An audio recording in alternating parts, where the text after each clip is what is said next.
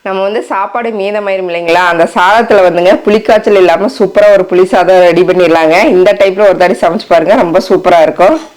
எல்லாருக்கும் வணக்கங்க. இப்போ நம்ம வீட்டில் டெய்லி சாப்பாடு செய்வோம். எப்படியா இருந்தாலும் ஒரு நாளைக்கு நம்ம சாப்பிட்டாலும் ஒரு நாளைக்கு சாதம் கொஞ்சம் மீதமாயிருங்க, ஒரு ஆள் சாப்பிட்ற அளவுக்கு. அந்த சாப்பாட்டை நம்ம கோயம்புத்தூர் சைடில் என்ன பண்ணுவோன்னு இன்னைக்கு ஒரு வீடியோ போட்டுடலாங்களா மாமா? பண்ணிடலாம். என்னன்னா, இந்த சாப்பாட்டுக்கு புளிப்பாட்டி வச்சு தாளிக்கிறேன்னு சொல்லுவோம். நம்ம மதியம் செஞ்ச சாப்பாட்டை வந்துங்க புளி போட்டு நல்லா பரட்டி வச்சிருதுங்க. நைட்டு காலையில் வந்து தாளிச்சோம்னா அந்த சாப்பாடு சூப்பராக இருக்குது. தேங்காய் சட்னியோட வச்சு சாப்பிடலாம், வேற லெவலாக இருக்குது. அந்த சாப்பாடு எப்படி புளிப்பாட்டி வைக்கிறதுன்னு பார்த்துடலாங்களா மாமா? பார்த்துடலாங்க. புளி பெரட்டுனா ஒன்றும் இல்லைங்க, நம்ம கொஞ்சம் வெதுவெதுப்பான சுடுதண்ணியில் புளி, மஞ்சத்தூள், உப்பு மூணையும் நல்லா ஊற வச்சுங்க கரைச்சி நம்ம வெள்ளை சாப்பாட்டுக்குள்ளே ஊற்றி நல்லா மிக்ஸ் பண்ணி கையில் வந்து எல்லா சாப்பாட்லேயும் கலக்கிற மாதிரி மிக்ஸ் பண்ணி நைட்டு வந்து நல்லா மூடி போட்டு வச்சுருவாருங்க. காலையில் எப்பவும் போல் நம்ம தாளித்து சாப்பிட்டா சூப்பராக இருக்குது. இந்த புளி கரைசலுக்கு என்ன பொருள் வேணும்னு பார்த்துடலாங்க. இப்போ 2 பேர் சாப்பிட்ற அளவுக்கு சாப்பாடு மிச்சமாயிடுச்சுங்க. அதனால் நாங்கள் 2 பேரும் மதியம் வெளியில் போயிட்டா அப்படியே மிச்சமாயிடுச்சு. அந்த சாப்பாட்டை வந்து நல்லா கட்டி இல்லாமல் நல்லா ஊற்றி வச்சுருக்குறாங்க. இப்போ இந்த புளி கரைசலுக்கு என்ன வேணுனாங்க, கொஞ்சம் வெதுவெதுப்பாக சூடு பண்ண தண்ணிங்க, ஒரு பெரிய நெல்லிக்காய் சைஸ் புளி, உப்பு வந்து தேவையான அளவுக்குங்க. நான் வந்து 1 ஸ்பூன் கல் உப்பு எடுத்துக்கிறேன், ஒரு 1/4 ஸ்பூன் வந்து மஞ்சத்தூள் எடுத்துருக்குங்க. இது வந்து சுடுதண்ணிக்குள்ளே போட்டு கொஞ்சம் நேரம் ஊற விட்டுறலாம். தண்ணி வந்துங்க லைட்டாக வெதுவெதுப்பாக இருக்கிற தண்ணிங்க, அதுக்குள்ளே புளி போட்டாச்சு. இப்போ மஞ்சத்தூள் உப்பு போட்டுடலாங்க. ஒரு 5 நிமிஷத்துக்கு அப்படியே ஊறட்டுங்க. அதுக்கப்புறம் நம்ம கரைச்சி உள்ளே ஊற்றிக்கலாம். இப்போ நம்ம ஊற வச்ச புளி வந்து 10 நிமிஷம் ஆயிடுச்சு, நல்லா ஊறிடுச்சுங்க, உப்பும் கரைஞ்சிருச்சு. இப்போ நல்லா கரைச்சி எடுத்துக்கலாம். அப்படியே அந்த புளி தண்ணியை மட்டும் எடுத்துக்கலாங்க. புளி வந்து நல்லா கரைச்சிட்டுங்க இந்த சாப்பாட்டுக்குள்ளே அப்படியே ஊற்றிடலாம். அந்த இது வந்து அப்படியே கையிலேயே நிறுத்திடலாங்க. இந்த புளியோட தோலை அப்படியே நிறுத்திக்கலாம். அந்த சாறை மட்டும்தான் உள்ளுக்குள்ளே நம்ம சாப்பாட்டுக்குள்ளே ஊற்றணும். இப்போ பாருங்க, சக்கையை தனியாக எடுத்து வச்சுட்டேன். இப்போ இந்த புளிஞ்சு விட்ட புளி தண்ணி வந்து நல்லா கையில் பிசைஞ்சுக்கணுங்க. எல்லா சாப்பாட்டுலேயுமே மிக்ஸ் ஆகிற மாதிரி பிணைஞ்சு விட்டுக்கலாம்.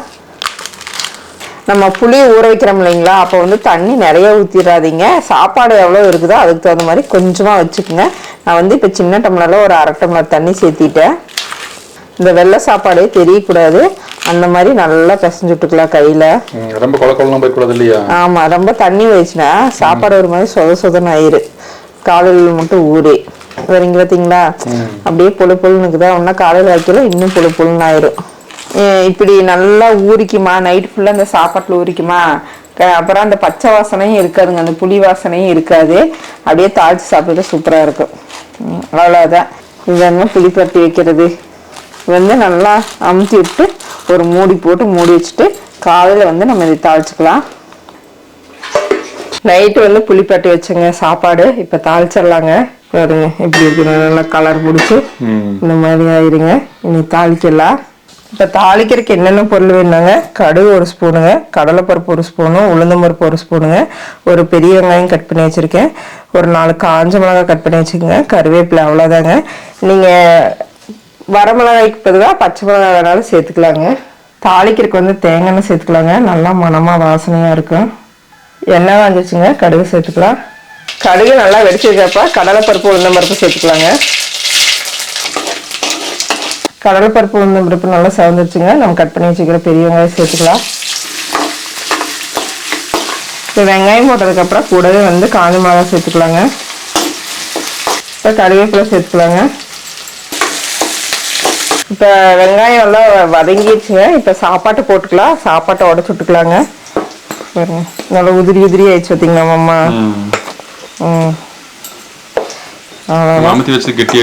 ஆமா, அந்த நம்ம ஊத்தின புளி தண்ணி, உப்பு, காரம், இந்த உப்பு மஞ்சத்தூள் எல்லாம் பிடிச்சிருங்க. இனி அவ்வளவுதான், சாப்பாடை கொட்டி கிளறிடலாம். இதை வந்து சிம்லேயே வச்சு ஒரு நல்லா 10 நிமிஷத்துக்கு விட்டு விட்டு கலக்கி விட்டுக்கலாங்க. அப்போ வந்து இந்த பச்சை வாசனையெல்லாம் போய் புளி சாதம் சூப்பராக ரெடி ஆயிரும். இது வந்து எப்படி கோயம்புத்தூர்ல அரிசி பருப்பு ஒரு ஃபேமஸான சாப்பாடோ, அதே மாதிரி இந்த பழைய சாப்பாட்டை புளிப்பட்டி தாளிக்கிறதும் ஒரு நல்ல ஒரு ஃபேமஸானது. நல்லா கலக்கி விட்டுலாங்க. சிம்லேயே வச்சு நல்லா கொஞ்சம் நேரம் ஒரு 10 நிமிஷத்துக்கு அப்பப்போ கலக்கி விடுங்க. இந்த பச்சை வாசனை ஓனோடனே இறக்கலாம். உப்பு வந்து டேஸ்ட் பண்ணி பாருங்கள். ஏன்னா நம்ம நைட்டு வந்து உப்பு கொஞ்சம் போட்டிருக்கோம். பத்துலேயே கூட இந்த மாதிரி சாதம் கலக்கியில் கொஞ்சம் உப்பு போட்டு கலக்கலாங்க. பார்த்திங்கன்னா சாப்பாடு நல்லா சூடாயிடணுங்க. அதே மாதிரி அந்த பச்சை புளியெல்லாம் வாசனையெல்லாம் இல்லாமல் ரெடி ஆயிடுங்க சாப்பாடு. உங்களுக்கே நல்லா மனம் வர்றது தெரியும். இப்போ நல்லா ஒரு 10 நிமிஷம் நல்லா சிம்லேயே வச்சு நல்லா கலக்கியாச்சுங்க. பாருங்கள், நம்ம புளி சாதம் செஞ்சால் எப்படி இருக்குமோ அதே மாதிரி இருக்குது வேறு கலரெல்லாம். அவ்வளோதாங்க. இப்போ வந்து அடுப்பு ஆஃப் பண்ணிவிட்டு சுட சாப்பிட்றலாம். சாப்பிட்றலாங்க மாமா. இப்போ சுட சுட புளி சாதம் ரெடி ஆயிடுச்சுங்க. இந்த மாதிரி ஒரு தாட்டி சமைச்சு சாப்பிட்டு பாருங்க, சூப்பராக இருக்கும்.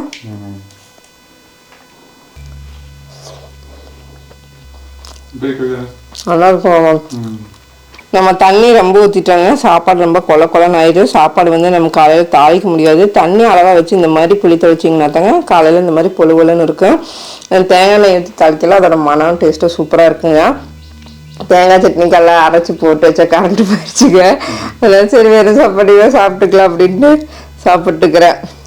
இந்த புளி சாப்பாடு வந்துங்க நம்ம கொஞ்சமாக இருக்கிற சாப்பாட்டில் தானே பட்டி வைப்போம். இது தாளிச்சாவே வீட்டில் ஒரே அடிக்கடியாக இருக்கும். என்னதான் கூட செஞ்சாலும் எனக்கு கொஞ்சம் உனக்கு கொஞ்சம் வெயின்னு ஷேர் பண்ணி சாப்பிடல நல்லா இருக்கு. அதடா நமக்கு இன்னும் கொஞ்சம் இருந்துருக்கலாமே அப்படின்னால தோணும். கடலைப்பருப்பு நல்லா இருக்கு. கடலைமுத்து வேணாலும் போடலாங்க மாமா. நாங்கள் காலையில் சாப்பிட்றதால கடலைமுத்து போடாமல் வெறும் கடலைப்பருப்பு உளுந்தம் பருப்பு நல்லா மொறுமொறுன்னு சூப்பராக இருக்குங்க. ஒரு தாட்டி அவர் சாப்பிட்ற மாதிரி இந்த புளி சாதம் வச்சுருந்தா நிறைய பேர் அது எப்படி செய்யுதுன்னு கேட்டிருந்தீங்க. இதோட வீடியோ வந்து போட்டாச்சு. உங்களுக்கு இந்த ரெசிபி பிடிச்சிருந்தா நீங்களும் ஒரு தாட்டி வீட்டில் சமைச்சு பார்த்துட்டு எப்படி இருக்குன்னு சொல்லுங்கள் டேஸ்ட்டு.